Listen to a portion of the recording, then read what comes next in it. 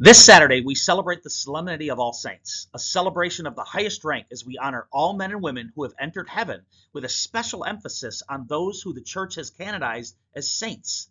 They are canonized as saints because they honored God in extraordinary ways, through great acts of prayer, through enduring martyrdom or persecution, and through acts of service, like caring for the needy or teaching the faith. In many different ways, these saints glorified God during their lives. And what many non-Catholics fail to realize is that by honoring these saints, we honor and glorify God through their lives. By honoring them, we honor Him who made them holy.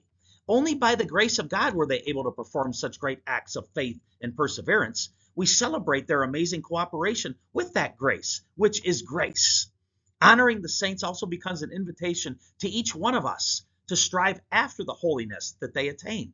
The saints give us an example of how to be holy. Read about the saints. There are books and online resources that give accounts of the lives of the saints for each day of the year.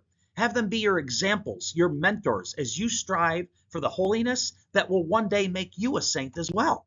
We must also remember that from heaven, the saints become powerful intercessors for us on earth. Yes, God could always deal directly with us without the mediation of angels and saints, but He also chooses, in His infinite wisdom, as the source of all grace, to work through angels and saints as mediators of His grace.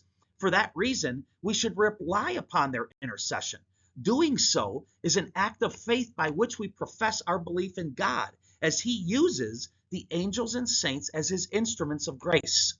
And this solemnity is not a new thing in the Church. In the 4th century, after Christianity was legalized, churches and monuments were built to the martyrs, and public veneration to them began to be widespread.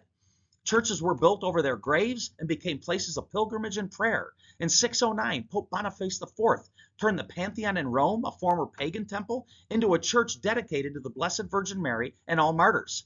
On November 1st, 731, Pope Gregory III dedicated a chapel within St. Peter's Basilica to all saints, including martyrs and all who lived saintly lives.